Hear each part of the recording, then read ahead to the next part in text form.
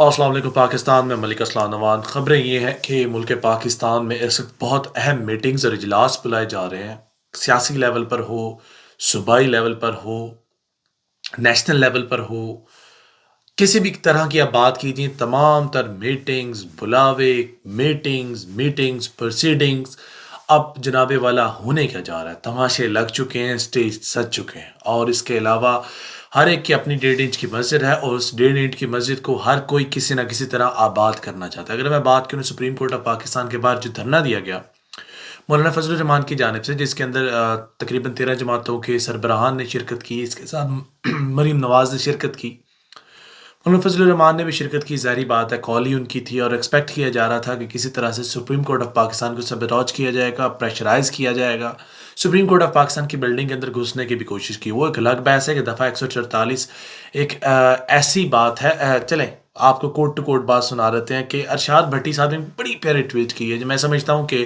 ان کی بات کے بعد میری بات کا اور میری مثال کی کوئی جگہ نہیں بچتی۔ وہ کہتے ہیں کہ آج صبح ہماری پیاری دفعہ 144 پی ٹی آئی مظاہرین کا سن کر گھر سے نکلی، مگر ریڈ زون میں گیٹ پھلانگتے ہوئے پی ڈی ایم مظاہرین کو دیکھ کر چکرا کر گری اور بے ہوش ہو گئی۔ اسے فوری اتحادی ہسپتال پہنچایا گیا، جہاں اسے اس وقت وہ لیگی آئی سی یو میں پی وینٹیلیٹر سے ملنا پڑا۔ سب سے دعاؤں کی التماس ہے۔ یعنی کہ یہاں پر بے عزتی کا ایک لیول ہے نا، وہ ارشاد بھٹی صاحب نے اینڈ کر دیا۔ اس کے اوپر بات واقعی کوئی نہیں۔ باقی جو وہاں پہ توہین امیز جو جملے تھے اور توہین امیز جو باتیں کی گئیں، وہ بار بار مجھے آپ کو بتا کر کسی سائل کی جو ہے نا وہ غیرت نہیں جگانی، کیونکہ ہمارے ہاں ہوتا ہی ہے کہ سائلوں کی غیرت جاگ جاتی ہے۔ سائل لوگ جو ہے نا، جو بات ان کی دیکھیں نا، نظریہ ضرورت کی بات ہے، نظریہ ضرورت کے مطابق جو بات جہاں سوٹیبل لگے وہ اٹھا لی، جہاں نہیں لگے وہ رہنے دی۔ وہی قانون کسی اور کے لیے اس کی سزا اور وہی قانون کسی اور کے لیے اس کی جزا اور۔ رسم ملک پاکستان میں آج کا نہیں ہے، لیکن چلے دھرنا تو ختم ہو گیا، مولانا فضل الرحمان صاحب نے دھرنا ختم کر دیا، ٹھیک ہے۔ میں سمجھتا ہوں جو سپریم کورٹ آف پاکستان نے 4-5 دن کے لیے جو پروسیڈنگز آگے کی تھی نا، اب اتنی گرمی میں، جیسا کہ میں نے آپ سے پہلے بولا آج صبح کے ویلاگ میں، کہ یہ تاب نہیں لا سکیں گے 4-5 دن کی گرمی کی جو شدت ہے نا، اس سے بہتر انہوں نے سمجھا کہ گھر چلے جائیں، اور وہ چلے بھی گئے۔ بڑی بات یہ ہے کہ کور کمانڈرز کی میٹنگ ہوئی ہے، جو اہم بات ہے، اور میٹنگ کا جو اعلامیہ اس کے مطابق army chief general Syed Asim Munir نے فوج کے general headquarters G H Q Rawalpindi میں اسپیشل کور کمانڈر کانفرنس کی صدارت کی۔ اعلامیہ کے مطابق کانفرنس کو بریفنگ میں بتایا گیا کہ شہداء کی تصاویر، یادگاروں کی بے حرمتی، تاریخی عمارتوں کو نظر آتش کرنے اور فوجی تنصیبات کے توڑ پھوڑ پر مشتمل ایک مربوط آتش زدگی کے منصوبے پر عمل درآمد کیا گیا، تاکہ ادارے کو بدنام کیا جا سکے اور اس سے ایک زبردست رد عمل کی طرف اکسایا جا سکے۔ آئی ایس پی آر نے اپنے بیان میں کہا کہ فورم نے فوجی تنصیبات اور سرکاری نجی املاک کے خلاف سیاسی طور پر محرک اور اکسانے والے واقعات کی سخت ترین ممکنہ الفاظ میں مذمت کی۔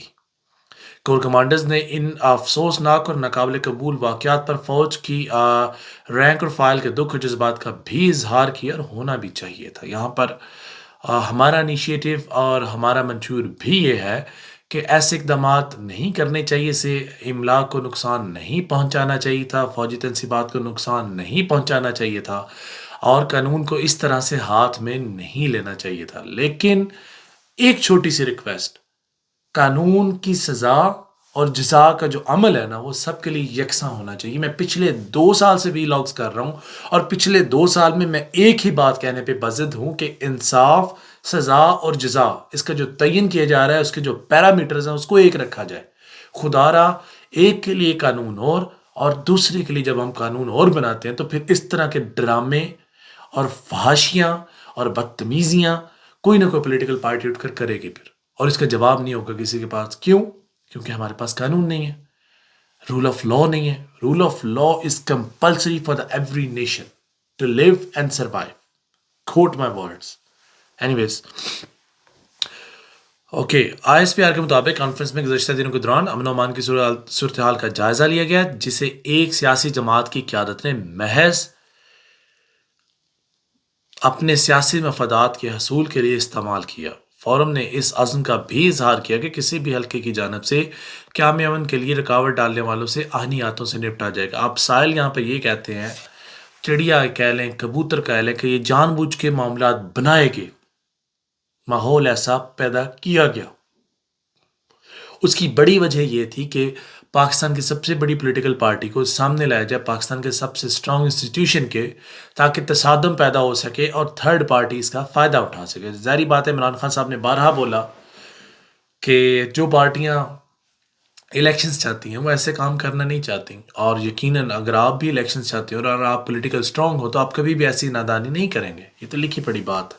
لیکن چلیں، عمران خان صاحب کا بھی انیشیٹو سامنے ہے، ان کا بھی بیانیہ سامنے ہے۔ انہوں نے بولا کہ لاہور کور کمانڈر ہاؤس میں توڑ پھوڑ کو تحریک انصاف پر کریک ڈاؤن میں شدت لانے کا ایک جال قرار دیا۔ عمران خان نے ٹویٹر اکاؤنٹ پر ایک ویڈیو شیئر کی، اور وہ ویڈیو آپ دیکھ سکتے ہیں، میں لنک میں لگا رہا ہوں۔ اور مرکزی پنجاب کی ہماری صدر ڈاکٹر یاسمین راشد اور میری ہمشیرہ واضح طور پر مظاہرین کو جناح ہاؤس کو نقصان نہ پہنچانے کی تلقین کر رہی ہیں۔ ویڈیو میں ڈاکٹر یاسمین کو یہ کہتے ہوئے سنا جا سکتا ہے کہ براہ مہربانی آپ لوگ اندر جانے کی کوشش نہ کریں اور باہر آ جائیں۔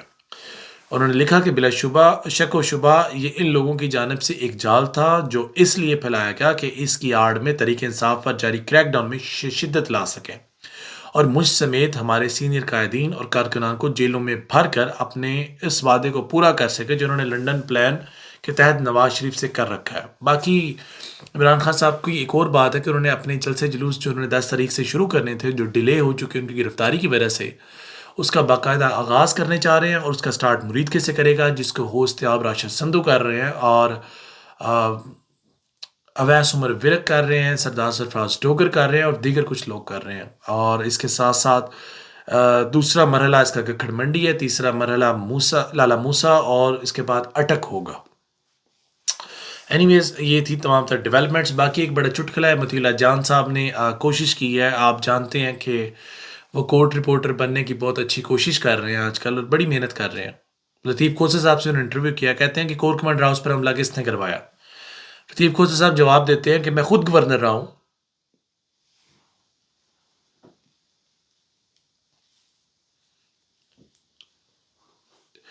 کہتے ہیں میں خود گورنر رہا ہوں، چڑیا تک وہاں پر نہیں مار سکتی۔ مطیع اللہ جان، پھر کون ہو سکتا ہے بتائیں؟ لطیف کھوسہ، وہی جنہوں نے تمہیں اٹھایا تھا۔ لیکن اینی ویز، تحقیقات ہونی چاہیے اور سخت ہونی چاہیے۔ میرا ایک انیشیٹو ہے، میرا ایک ہی بیان ہے، اور میرا ایک ہی سٹانس ہے۔ اس طرح کی ایف آئی آرز قطعاً نہیں ہونی چاہیے۔ 150 بندوں کو 150 ایف آئی آرز ایک بندے پر آپ لانچ کر کے کیا ثابت کرنا چاہتے ہیں؟ پولیٹیکل گرفتاریاں اس طرح کی بھونڈے طریقے سے نہیں ہونی چاہیے۔ کسی ایک پولیٹیکل پارٹی کے ورکرز کو اس طرح سبوٹاج نہیں کرنا چاہیے، اور کسی بھی سرکاری عمارت، فوجی تنصیبات، ریڈیو پاکستان اور ملک پاکستان کے اندر رہنے والے شہریوں کے امن و امان کو قائم رکھنے کے لیے ان کی املاک، ان کی گاڑیاں، ان کے ٹرکس اور اس قسم کی کسی چیز کو نقصان نہیں پہنچنا چاہیے، اور نہ اسٹیٹ کو کبھی بھی کسی کو ان چیزوں کو یرغمال کرنے کی اجازت دینی چاہیے۔ بصورت دیگر جو لوگ بھی اس طرح کی ایکٹیویٹیز میں ملوث ہوں وہ اپنے انجام کے خود ذمہ داران ہوں، لیکن اس کے ساتھ ساتھ اسٹیٹ کو بھی ہر وہ کام ایسا نہیں کرنا چاہیے جس سے وہ شہریوں کے دلوں کے اندر کسی بھی قسم کی وہ آپ کہہ لیں کہ پریشانی پیدا کریں، یا ایک ایسی ہوا بنائیں یا ایک ایسی ٹرمز بنائیں کہ جس سے لوگوں کے دلوں میں دل آزاری ہو اور لوگوں کے ساتھ زیادتی ہو۔ دونوں طرف سے ہی ایسے معاملات نہیں ہونے چاہیے۔ باقی مولانا فضل الرحمان کی جو بات تھی وہ میں نے آپ سے ڈسکس کی۔ اب دھرنا تو ختم ہو گیا، لیکن انہوں نے بھی ڈیڈ لائن دی ہے کہ ہمیں دوبارہ ضرورت پڑی تو ہم پھر آئیں گے۔ لیکن چلیں، آج کا دن بھی بہت اہم ہے، بہت اہم پروسیڈنگز ہے، بہت اہم واقعات ہیں اور بہت اہم چیزوں کو سامنے آنا ہے۔ لیکن چلیں دیکھتے ہیں اب کیا ہوتا ہے۔ ابھی تک لیے اپنے ہوسٹ کو اجازت دیجیے۔ فی امان اللہ۔ روٹین بہت ٹف ہے، بہت مصروف ہیں اپنی نجی زندگی میں بھی، اپنے روزگار کے سلسلے میں بھی، اور اس کے ساتھ ساتھ آپ لوگوں کے ساتھ یہ تعلق بھی قائم رکھنا ہوتا ہے، جس کے لیے ہمیں بڑی دقت کا بھی سامنا ہے۔ لیکن چلیں، کوشش کر رہے ہیں۔ جب تک پلیٹ فارم اور یہ آواز ساتھ دے گی، انشاءاللہ ہم آپ کی خدمت میں حاضر ہوتے رہیں گے۔ اجازت لیجیے، اللہ حافظ۔